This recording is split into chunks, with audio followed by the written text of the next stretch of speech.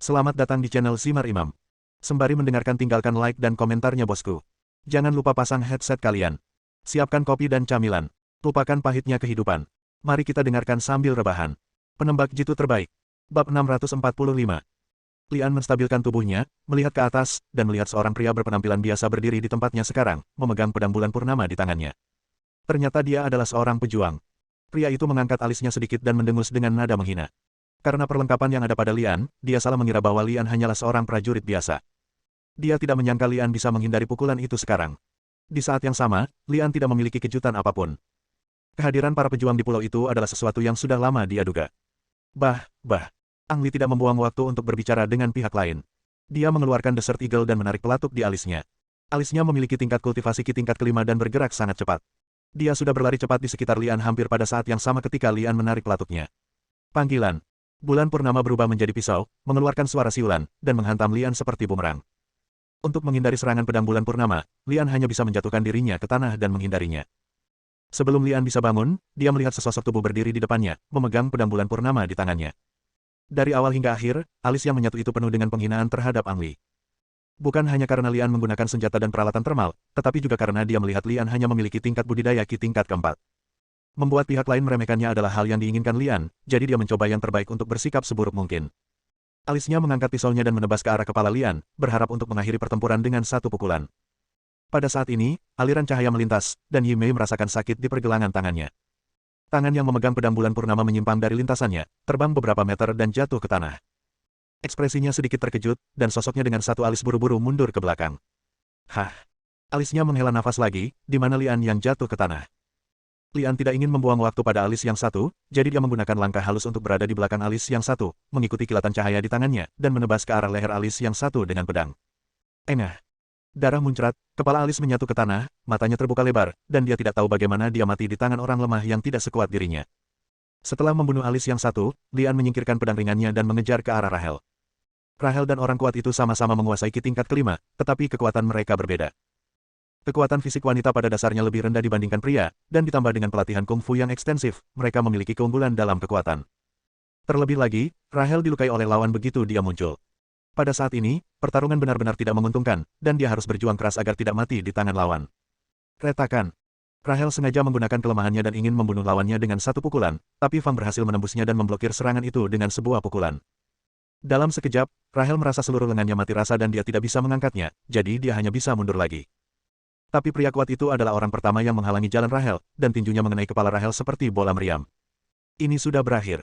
Rahel berteriak diam-diam, merasa kali ini dia sudah mati, jadi dia hanya menutup matanya dan menunggu tinju lawannya datang. Terdengar erangan teredam.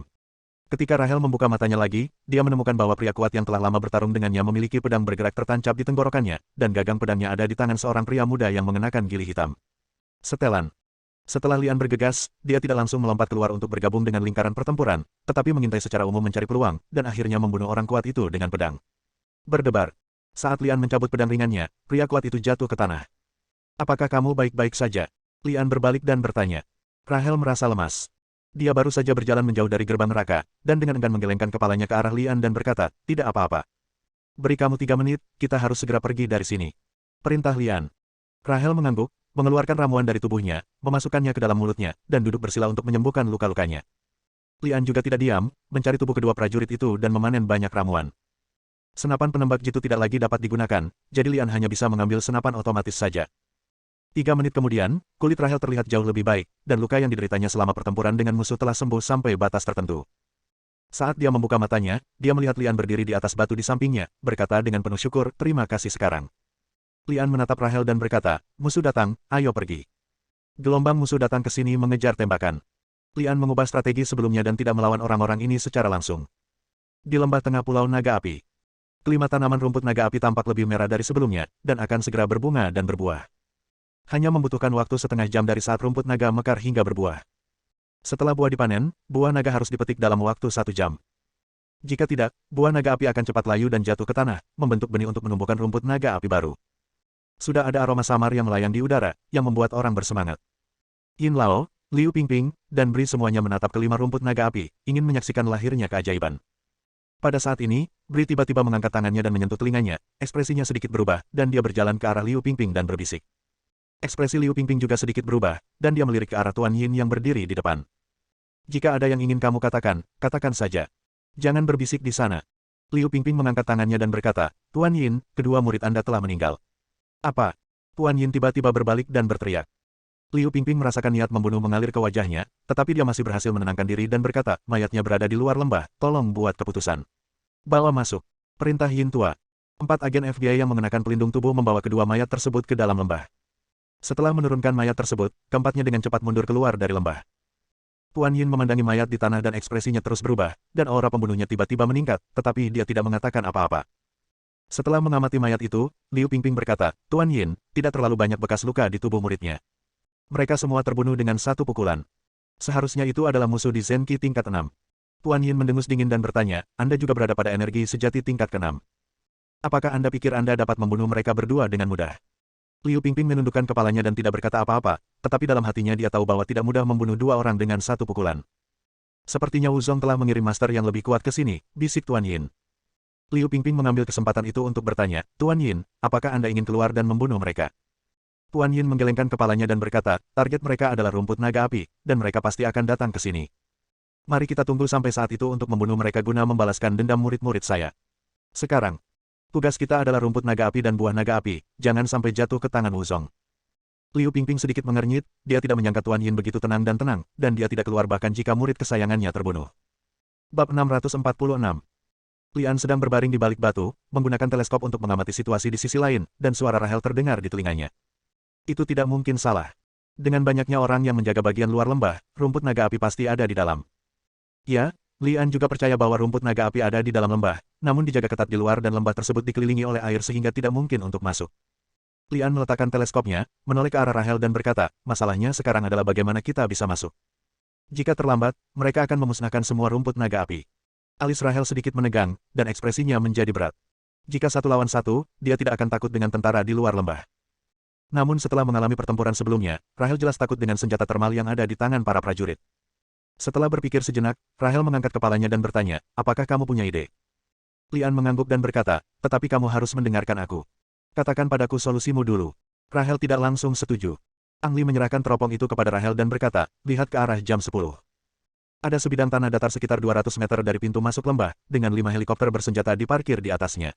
Petik 2. Rahel tampak seperti yang dikatakan Lian. Faktanya, Anda bisa melihat kelima helikopter tersebut tanpa teleskop. Anda hanya bisa melihatnya lebih jelas dengan teleskop. Karena letaknya sangat dekat dengan pertahanan di luar lembah, tidak ada pasukan tambahan yang ditempatkan di sekitar helikopter. Hanya beberapa pilot yang tersisa untuk mengobrol dan bersiaga. Jika saya bisa mendapatkan salah satunya, saya bisa terbang ke lembah. Yang dibutuhkan sekarang adalah kamu harus mengalihkan perhatian musuh agar aku bisa mendekati helikopter. Ketika Rahel mendengar ini, dia meletakkan teropongnya dan memandang Lian dan bertanya, mengapa kamu tidak mengambil tanggung jawab untuk mengalihkan perhatian musuh sementara saya mengambil salah satu helikopter? Dibandingkan merebut helikopter, mengalihkan daya tembak musuh jelas lebih berbahaya. Lian berkata dengan acuh tak acuh, oke. Selama kamu bisa menerbangkan helikopter, maka saya bertanggung jawab untuk mengalihkan perhatian musuh. Wajah Rahel menjadi gelap. Bagaimana mungkin orang seperti dia yang mengabdikan dirinya pada seni bela diri punya waktu untuk belajar menerbangkan helikopter? Selain itu, ini adalah helikopter bersenjata, jadi harus bisa menggunakan senjata yang ada di dalamnya. Jangan salahkan saya karena tidak memperingatkan Anda. Begitu musuh mengetahui bahwa helikopter itu telah dirampok, pasti akan diserang oleh angkatan bersenjata di darat. Saat itu, tidak akan ada kesempatan untuk melarikan diri di udara. Lian terus berkhotbah. Berhenti bicara. Rahel berkata dengan enggan sambil mengangkat teropongnya dan melihat ke arah pasukan pertahanan di luar lembah seberang. Oke, aku akan bertanggung jawab untuk mengalihkan perhatian musuh, dan kamu bisa mengambil helikopter itu. Tapi Anda harus mengatakan hal-hal buruk di depan. Setelah misi selesai, Anda tidak akan bisa menerima pujian sendirian. Dalam tugas Wu Zong, selain hadiah yang telah disepakati sebelumnya, hadiah tambahan juga akan diberikan berdasarkan kinerja mereka selama tugas tersebut. Hal inilah yang dikhawatirkan Rahel, takut Ang Li akan mendapatkan pahala seluruhnya untuk dirinya sendiri. Jangan khawatir, aku hanya ingin upahku. Selain itu, belum diketahui secara pasti apakah rumput naga api ada di lembah atau tidak. Ini mungkin hanya tujuan yang salah. Selain itu, bisakah Anda menjamin tidak akan ada musuh yang menyergap di lembah? Petik 2. Kata Lian, menunjukkan bahwa situasinya akan lebih berbahaya. Rahel mendengus dingin, mengetahui dalam hatinya bahwa musuh tidak akan lupa membentengi lembah itu. Beri aku pistolnya. Ang Li menyerahkan senapan otomatis dan semua granat di tubuhnya kepada Rahel, mengajarinya sebentar cara mengoperasikannya, lalu diam-diam menyelinap menuju tempat helikopter diparkir. Setelah cukup dekat, Lian berhenti dan memberi isyarat kepada Rahel, dan Rahel mengambil tindakan. Dia pertama-tama, seperti Lian, sedekat mungkin dengan garis pertahanan musuh sampai dia ditemukan oleh musuh. Papa. Rahel menarik pelatupnya terlebih dahulu. Sayangnya, ini adalah pertama kalinya Rahel menggunakan senjata api, dan dia mengabaikan serangan balik yang dihasilkan peluru pada saat ditembakkan. Semua peluru ditembakkan seperti air mengalir, namun tidak satu pun yang mengenai sasaran, yang membuat para prajurit terkejut. Rahel tidak mengharapkan efek seperti itu. Setelah sedikit terkejut, dia mengambil 2 granat dan melemparkannya. Dibandingkan senjata api, granat nampaknya lebih cocok digunakan Rahel. Bagaimanapun, dia adalah seorang pejuang, dan dia masih pandai melempar senjata tersembunyi, dan akurasinya tidak buruk. Tom.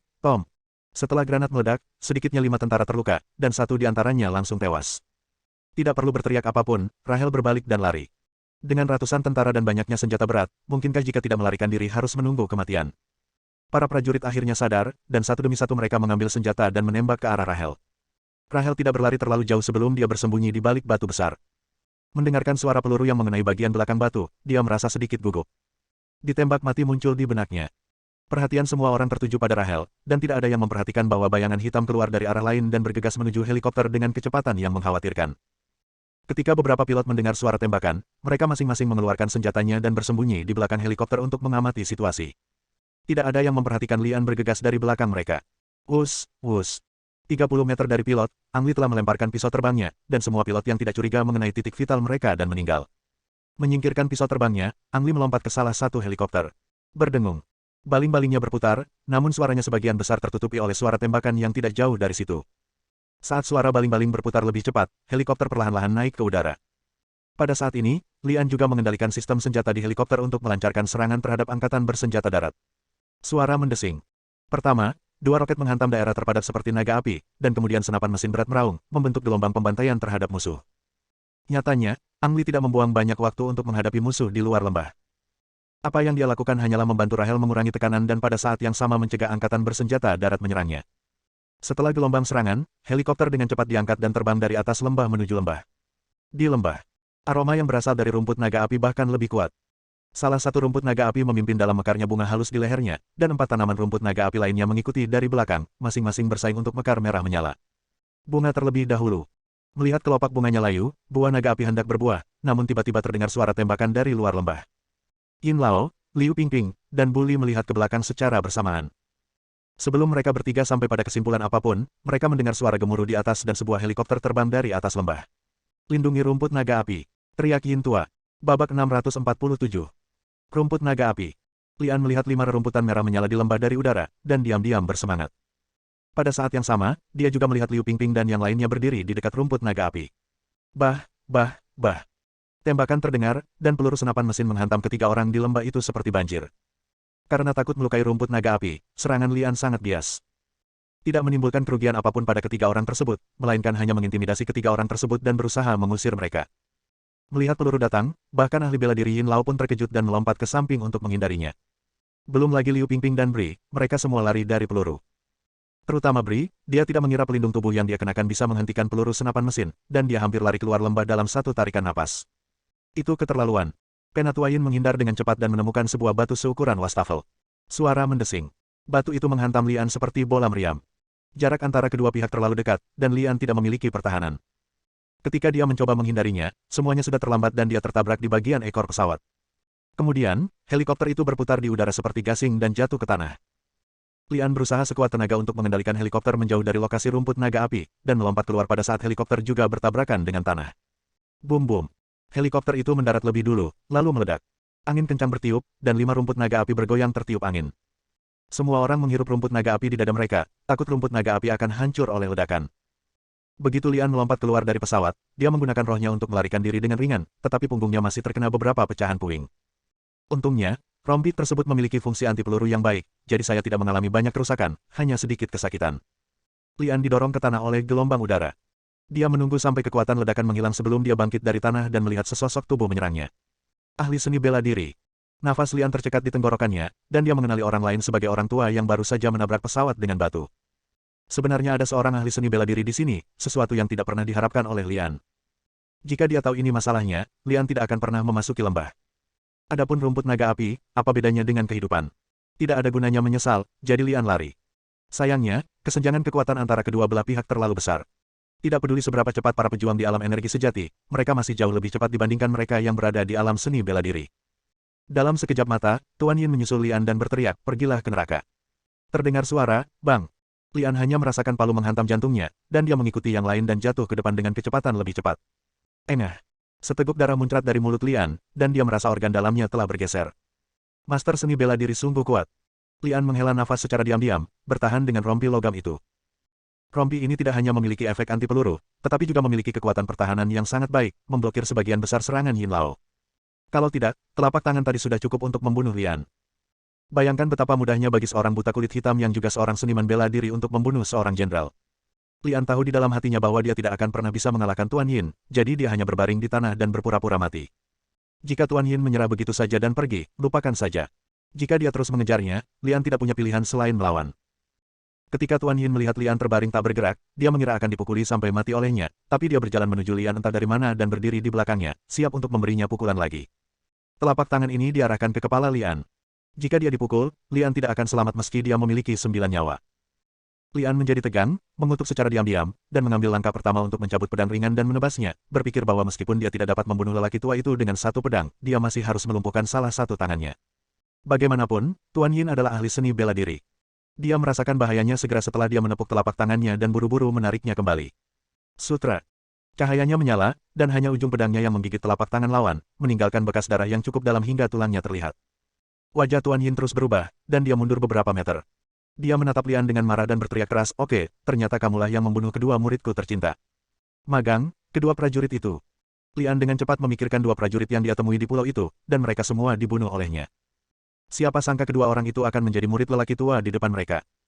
Lian diam-diam mengeluh di dalam hatinya, mengetahui bahwa lelaki tua ini pasti tidak akan membiarkannya mati, jadi dia berjalan menuju Yin Lao dan mati dengan satu serangan pedangnya. Jika dia menghadapi musuh di alam Qi yang kekuatannya hanya satu atau dua tingkat lebih tinggi dari miliknya, Lian kemungkinan besar akan membunuh lawannya dengan satu serangan pedangnya. Sangat disayangkan. Lawan di depannya adalah Tuan Yin, yang merupakan seorang seniman bela diri terkenal. Tingkat kultivasinya sangat tinggi sehingga Lian tidak dapat menyentuhnya saat ini. Baru saja mendengar dengusan dingin dari Tuan Yin, dia menghindari pedang Lian seperti hantu, lalu menekankan tangan kanannya ke dada Lian. Apa yang tampak seperti dorongan lembut sebenarnya adalah kekuatan yang luar biasa. Wajah Lian menjadi pucat dan tidak berwarna dalam sekejap, dan seteguk darah muncrat. Bagaimana dia, yang telah terluka parah oleh Tuan Yin, bisa menahan tamparan seperti itu? Dia merasa dunia berputar, dan matanya menjadi gelap saat dia lupa apa yang sedang terjadi. Karena kedua muridnya terbunuh, Tuan Yin sangat membenci Lian, jadi ketika dia melihat Lian terbaring tak bergerak, dia berencana untuk melangkah maju dan menambahkan beberapa telapak tangan lagi. Pada saat ini, seorang pria berjas tiba-tiba muncul dari bawah batu di lembah. Pria berjas itulah yang datang bersama Lian. Pria berjas itu tidak tahu kapan dia menyelinap masuk, apalagi sudah berapa lama dia bersembunyi di sana. Tentu saja, dia tidak keluar untuk menyelamatkan Lian saat ini. Dia hanya berada di tingkat ke-6 dari Zenki, dan bahkan jika dia ingin menyelamatkan seseorang, dia tidak memiliki kemampuan untuk menyelamatkan seseorang dari tangan master seni bela diri. Dia memanfaatkan kekacauan itu untuk mengambil rumput naga api.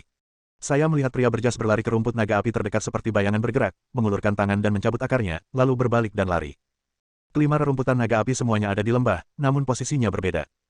Tuan Yin berada paling jauh dari rumput naga api. Melihat seseorang menyambar rumput naga api, sudah terlambat untuk menghentikannya, jadi dia hanya bisa berteriak, gadis Liu, cepat hentikan dia. Liu Pingping masih berada pada jarak tertentu dari rumput naga api yang dicuri, dan dia sudah mengejarnya sebelum Tuan Yin memberitahunya. Hanya saja keduanya sama-sama kuat, dan sulit bagi Liu Pingping untuk mengejarnya. Terlebih lagi, pria berjas itu berlari beberapa langkah lalu berbalik dan mengangkat tangannya, dan dua titik cahaya dingin menerpa Liu Pingping di depannya. Untuk menghindari dua senjata tersembunyi ini, Liu Pingping membuang lebih banyak waktu, dan jarak antara kedua pihak meningkat. Pria berjas di sini baru saja mengambil rumput naga api yang tidak berbuah ketika seorang tentara melompat keluar dari mulut lembah. Bri mengira dia adalah salah satu miliknya, dan saat dia hendak memarahinya, pihak lain telah menarik pelatuknya, dan beberapa peluru mengenai dadanya. Orang yang datang tak lain adalah rekan Lian lainnya, Rahel. Bab 648. Bri diam-diam senang dia mengenakan pelindung tubuh, jika tidak, peluru itu akan membunuhnya. Meski mengenakan pelindung tubuh, Bri terkena beberapa peluru dan terjatuh ke tanah sambil berteriak kesakitan. Melihat Bri tidak terbunuh, Rahel menembakkan pistol di tangannya sebagai senjata tersembunyi. Dengan ledakan, Bri jatuh ke tanah dan tidak ada seorang pun di sana. Rahel mengabaikan Bri, berlari ke tanaman naga api terdekat secepat yang dia bisa, mencabutnya seperti pria berjas, berbalik dan lari. Ketika Tuan Yin melihat dua rumput naga api direnggut satu demi satu, dia sangat marah hingga dia tidak bisa memikirkan untuk memperhatikan Lian, jadi dia mengambil langkah maju dan mengejar Rahel. Berhenti, kembalikan rumput naga api itu padaku. Lian terbangun oleh teriakan keras, dia merasakan energi di tubuhnya kacau, organ dalamnya seperti busuk, dan seluruh tubuhnya gemetar kesakitan.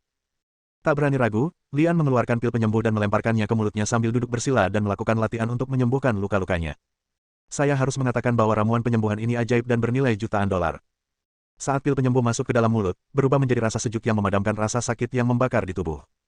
Setelah seminggu berlatih, Lian sudah merasa tidak ada masalah serius. Tepat ketika Lian ingin terus berolahraga untuk menyembuhkan luka-lukanya dan sepenuhnya mengkatalisasi efek obatnya, dia merasakan aroma segar masuk ke lubang hidungnya. Ketika dia membuka matanya, Lian melihat bahwa 3 rumput naga api yang tersisa pertama kali menghasilkan buah naga api seukuran kepalan tangan. Lian membaca informasi tersebut dan mengetahui bahwa buah naga api harus dipetik dalam waktu setengah jam, jika tidak maka akan layu dan gugur. Melihat sekeliling dalam sekejap mata, dia tidak melihat siapapun, dan luka di tubuhnya telah pulih kembali. Lian berpikir bahwa ini adalah kesempatannya, bangkit dan bergegas menuju buah naga api di dekatnya. Dengan suara pop yang lembut, Lian menarik buah naga api dari jalurnya dan berbalik untuk memetik 2 buah lainnya.